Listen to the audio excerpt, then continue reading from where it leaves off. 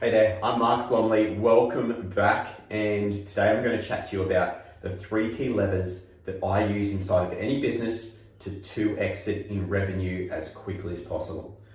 So we've got our sales funnel all laid out here, so I'm just going to talk you through this funnel and where I like to start. Now, where most business owners tend to start when they're looking at how can I increase my revenue, they start to look at the top of the funnel first and then move down.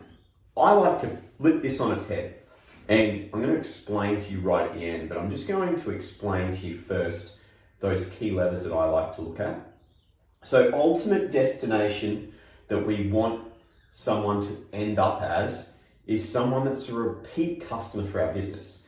In other words, they're not just a customer that's chosen to spend with you once, but they're now a customer that might be on a reoccurring revenue model with you, or you've upsold them, they're investing more and more money with you. That's where we want everyone, right? Is repeat customers. This is the lifeblood of a business. And when we start to look at things here, we start to think about how can we improve our operations and our delivery model to hold on to our customers longer and have them be our lifeblood of the business. So this is where to start as a business owner. There's 2 key factors or 2 key measurables here that I like to use, and one is more important than the other. The usual one to use is LTV, lifetime value of that customer. I like to go one step further and look at LTP, lifetime profit of our customers. In other words, if a customer stays with us for 6 months and say they spend $12,000 over that time, and our cost of delivery for that is $10,000, then our lifetime profit there is only $2,000. Whereas our LTV, if we look at that, it can be a bit of a vanity metric, and it could be, hey, these customers are worth $12,000 to us. However, if we can look at LTP and say, okay, how can I charge more for my services that are costing me $10,000 to deliver over 6 months?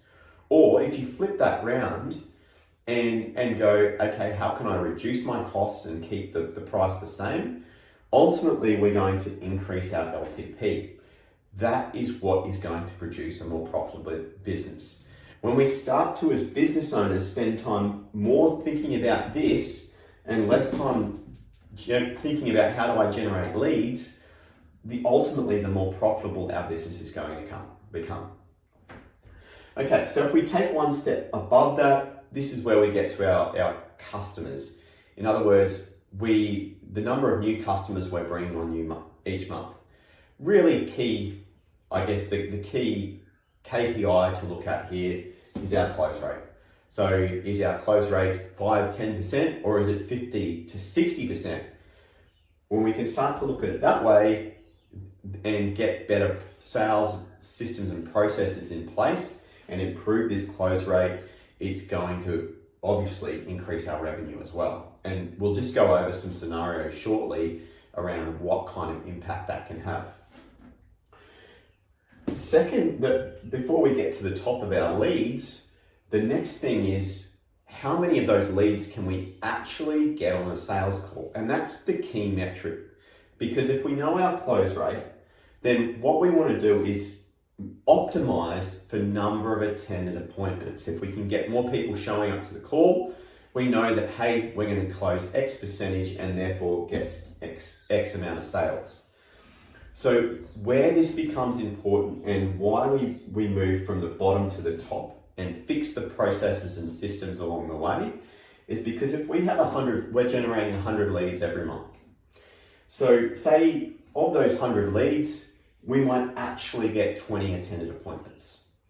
And from those, let's say our close rate's 10%. So that's going to bring us 2 new customers every month. And ultimately, if we're trying to improve our LTP, that's going to improve our longer term profit as well. So that's great. But what happens if we start to improve things here?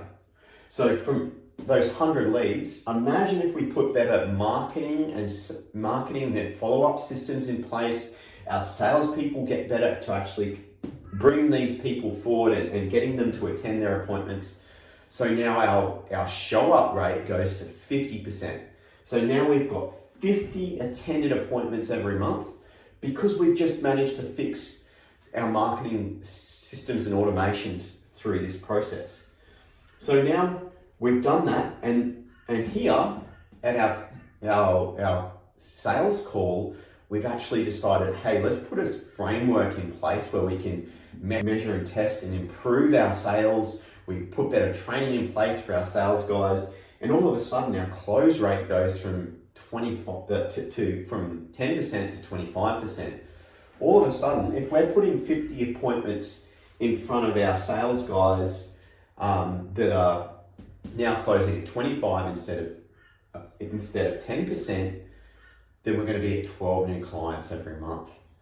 These are the things that can massively move the needle from 2 customers per month to 12.